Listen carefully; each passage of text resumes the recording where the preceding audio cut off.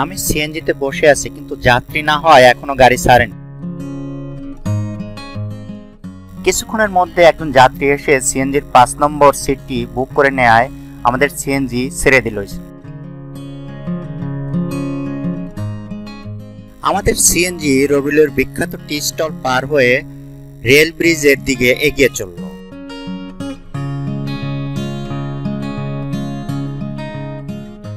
Rail ব্রিজের ঠিক নিচ দিয়ে রাস্তাটা চলে গেছে। বামে বিখ্যাত আর্কেড সুইটস এর সাইনবোর্ড আপনারা দেখতে পাচ্ছেন।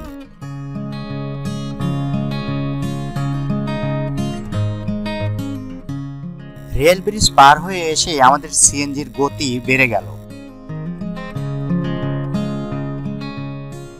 আমরা কিছুক্ষণের মধ্যে মতিন মামুর মতিন এন্টারপ্রাইজ এবং ডানে উপজেলা স্বাস্থ্য কমপ্লেক্স পার হয়ে আমরা শিশুকুঞ্জ দিয়ে এগিয়ে যাচ্ছিলাম।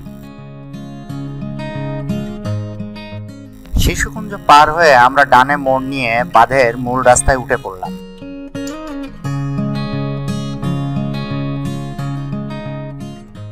বামে যে রাস্তাটি দেখতে পাচ্ছেন, এটা আপনাকে বড়াল নদীর পাড়ে সর্দারপাড়ার ভিতর দিয়ে নিয়ে যাবে।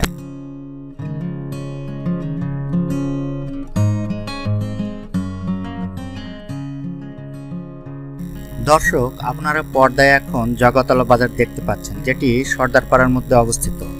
এই বাজারটি বিকেল থেকে অনেক রাত পর্যন্ত বেশ জমজমাট থাকে।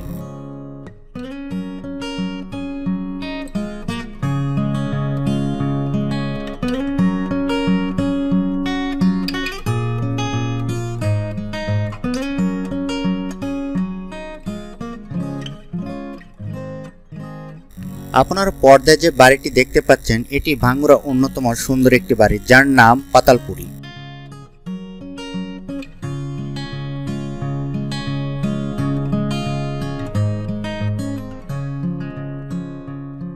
আমরা এখন পাথরঘাটার মধ্যে দিয়ে যাচ্ছি, যেটা ভাঙ্গুড়া উপজেলার পারভাঙ্গুড়া ইউনিয়নের অন্তর্গত একটি গ্রাম।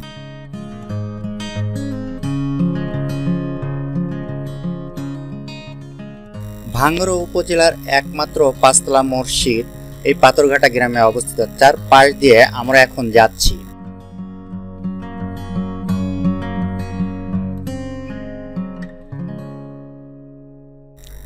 রাস্তার কোনো কোনো অংশ খারাপ অবস্থায় ছিল। রাস্তায় খাল সৃষ্টি হয়েছিল বৃষ্টির কারণে।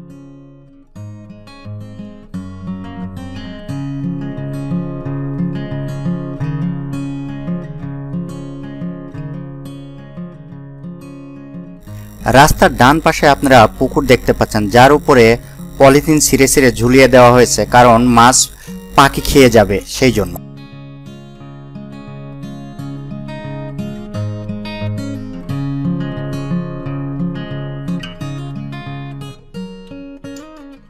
রাস্তার অবস্থা ভালো এ কথা এখনো বলা যাচ্ছে না। আপনারা নিজেই দেখতে পাচ্ছেন রাস্তার কি অবস্থা।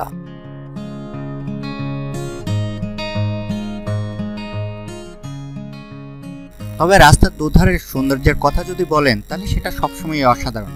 আর সম্প্রতি বৃষ্টি হওয়ার কারণে গাছগুলো একদম চকচক করছে, মনে হচ্ছে নবসাজে সেজেছে।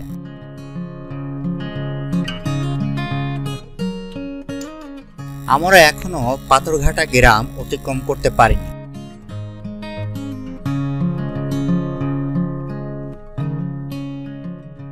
আমাদের সিএনজি শর্টকাট নেওয়ার জন্য ডান দিকে মোড় নিল। এটাই রাঙালিয়া গ্রাম, এটাও পারভাঙ্গুড়া ইউনিয়নের মধ্যে অবস্থিত। তবে রাস্তার শুরুটাই একদম ভাঙাচুরা, যেখানে সিএনজি মনে হচ্ছিল নাচ করছে।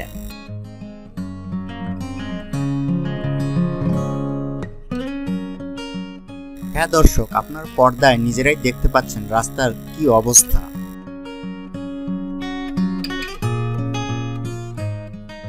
এরকম রাস্তায় ডায়াবেটিস আক্রান্ত ব্যক্তি যদি নিয়মিত চলাচল করে, আমার মনে হয় না তার আর মর্নিং ওয়াকের প্রয়োজন হবে। তার ডায়াবেটিস এমনি কন্ট্রোলে থাকে।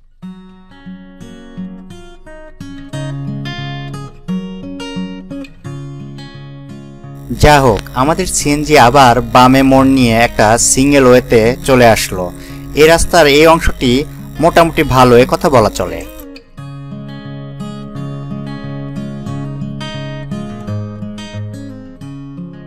রাস্তার এই অংশটি সিঙ্গেল ওয়ে হলেও রাস্তা ভালো থাকায় আমাদের সিএনজির গতি এখানে এসে বেড়ে গিয়েছিল।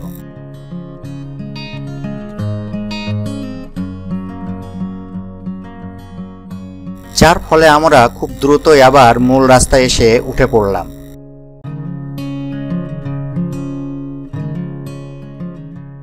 আমরা ভেড়ামারার মধ্যে চলে এসেছি।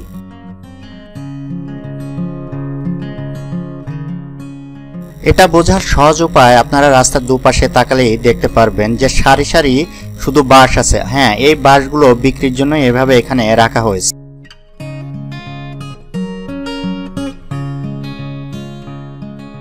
আমি নিজেও একবার এখান থেকে বাঁশ কিনেছিলাম মই তৈরি করার জন্য।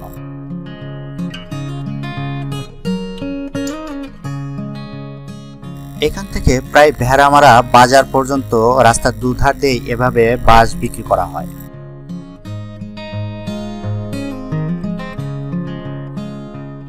ভেড়ামারা ভাঙ্গুড়া উপজেলার পারভাঙ্গুড়া ইউনিয়নের একটি গ্রাম।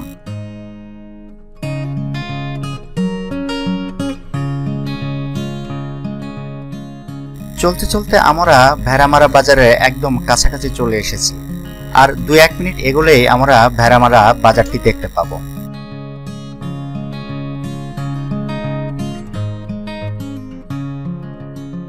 হ্যাঁ দর্শক, সামনে যে অনেক লোকজন দেখা যাচ্ছে ওটাই ভেড়ামারা বাজার।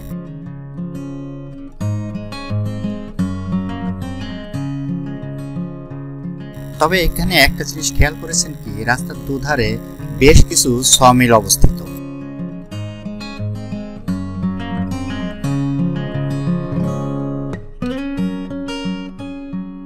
আমাদের সিএনজি ভেড়ামারা বাজারে পৌঁছে গেছে।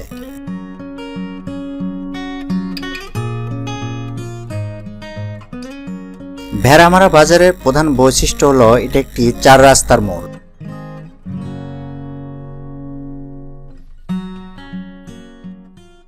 যার ফলে এখানে সারাদিন ধরে বেশ অনেক মানুষের যাতায়াত থাকে এবং বাজারটা জমজমাট হয়ে থাকে। এই কারণে আমার যাত্রা এ পর্যন্ত।